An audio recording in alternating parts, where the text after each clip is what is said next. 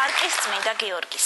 ლეგენდის მიხედვით საუკუნეების წინ მონასტრამდე მისასვლელ გზაზე უამრავი აკვანი იდგა. თუმცა ამბობენ, რომ ეს მხოლოდ ლეგენდაა. სინამდვილეში კი სალოცავში დღემდე მიდიან უშვილო ოჯახები, წმინდა გიორგისთვის შვილის სათხოვნელად.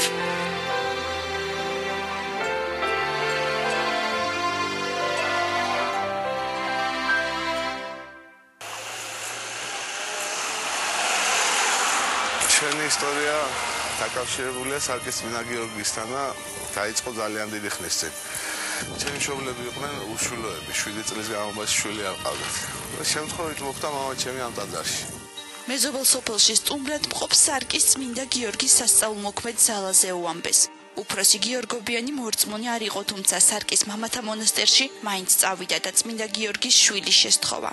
იმ დღეს 28 აგვისტო იყო. გადმოცემით ვიცით ესეთი რამე, რომ ტაძარში არ შევსულვარ.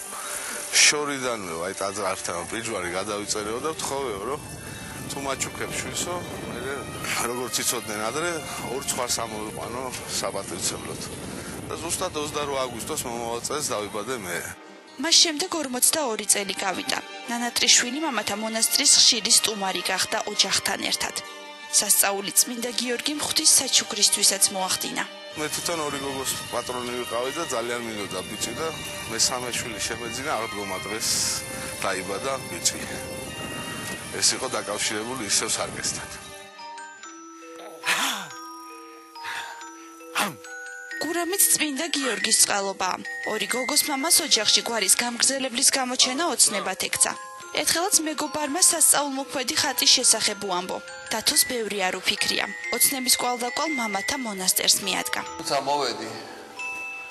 მახსოვს ბზარი ქონდა, დაზიანებული იყო. ამე ცოტა მეხერხება. ხაწერასთან შეხება მოხდა. აღვადგენ მეთქი უთხარი მაშინ მამა იოანეს. გამოვაბრძანეთ. აღვადგინეთ. ვერ ვთხოვე რომ იქნება მეთქი ზემომწე თქო. წლის თავზე ბიჭი გაჩნდა სახელად გურამი. აი მამა, მოდი, ეს არის შენი წმინდა გიორგი, რომელსაც ჩვენ შენი თავი ვთხოვთ. დღეს აქ პირველად მოიყვანეს მადლიერების ნიშნად. რო ჩდებოდა მშობიარობის დროს თავზე ვედექი და ღირსშესაძის გალობით გაჩნდა. მეუფე პეტრია გურის ნათლია და მეუფეს უთხარი რომ ჩერდება ღირსარზე მეთქი, კურთხევა მოიცა რომ ღირსარზე დააძინეო. მიჩვეულია. ტაძარშიც რომ შევა და ღირსასიზმის არ არსებობს ჩუმდება. მშობლებს უნდათ ნანატრიშვილი სასულიერო პირი გახდეს.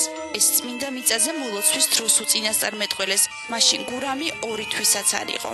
როდესაც ჩავედით ბეთლემში, შემთხვევით მეუფე თადეოზმა შენიშნა რომ ბაგა სადაც უფალი შემდეგ ჩააწინეს იყო ღია. მოგცა კურთხევა რომ გურიო ჩააბძანეთო ბაგაშიო. და როდესაც გამოვედით, შეგვხვდა თუ არ ვცდები ბერძენი იყო, რუსულენოვანი დედაო და გაიარა და უცებ მოტრიალდა ეს ქალი და მეუბნება რომ он будет духовником. Или епископом და ჩაიარა. მამა გიორგი 1 წელია რაცა მონასტრის წინამძღვარია. სარკის წმინდა გიორგის სასწაულებზე გაგონილი ადრეც ბევრი ჰქონდა, თუმცა აქ მოხვედრილს ყველაზე მეტად წვიმაში და თოვლში ფეხშიშველი მომლოცველების დანახვა აკვირვებს. დიდი მნიშვნელობა აქვს როგორი გულით ათხო უფალს, როგორ შემწეობას გამოითხოვ დიდ მოწამე გიორგისაგან და ამის შემდეგ ხდება ხოლმე რომ აი ძალიან ბევრი ოჯახები არის რომლებსაც მიეცათ ხოლმე შვილი. წლების წინ მონასტრის გარშემო უამრავი აკვანი იდგა. შვილის შეძენის შემდეგ მადლიერების ნიშნად ოჯახების შესაწირი.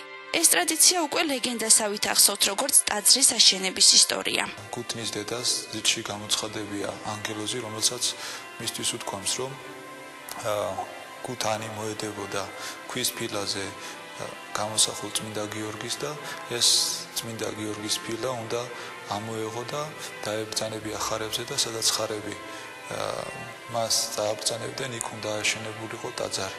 და მართლაც 4 მონაზონმა, 4 ბერმა ააშენა აქ ტაძარი. მერე სასწაულმოქმედი ხატი დაიწერა, რომელშიც წმინდა გიორგის მუხლის ნაწილია ჩაბრძანებული და სასწაულებიც დაიწყო. დათო გაჩაჩილაძე მის ოჯახთან ერთად. საღამშიდობისაბათ დათო გამარჯობათ.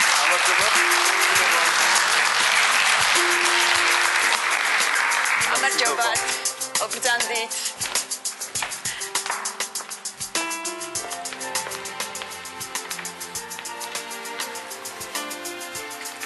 ერთი შეხედვით დაუჯერებელი ისტორიაა, როგორც ჩვენი სხვა სტუმრების ამბები. თქვენი პატარა ოჯახი რატომ წავიდა სარკის წმინდა გიორგის სალოცავში? აქ არის ჩემი ქალიშვილების ხედან. მე 4 ქალიშვილი მყავს და ცხადია როგორც ყველა ქართველს, ყველა მამაკაცს უნდა და რომ ყველა და გვარის გამგზელებელი.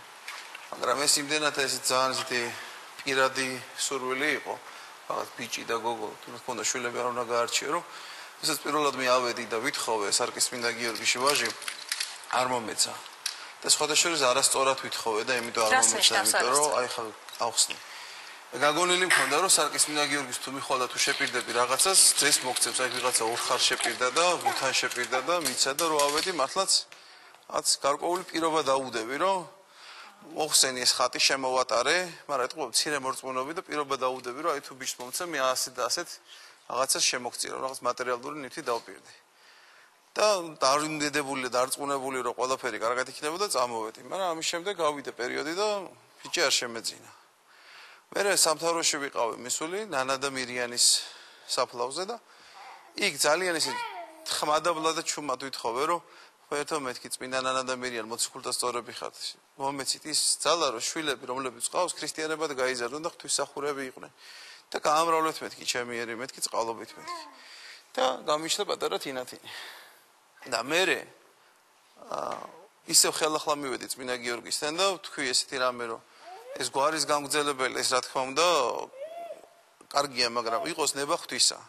და მიუხედავად იმისა, რომ 4 ქალიშვილი ყავს, ჩვენ გადაწყვეტილი გვაქვს, რომ გური გავზარდოთ სასულიერო პირად.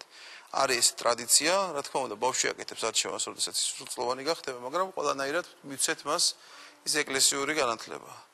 და როგორც კი ეს გადაწყვეტილება მივიღეთ მეუღლესთან ერთად და თქო აღუთქვით უფალს, ჩავუთქვით, მაშინვე მივიღეთ შედეგი. აპლოდისმენტები.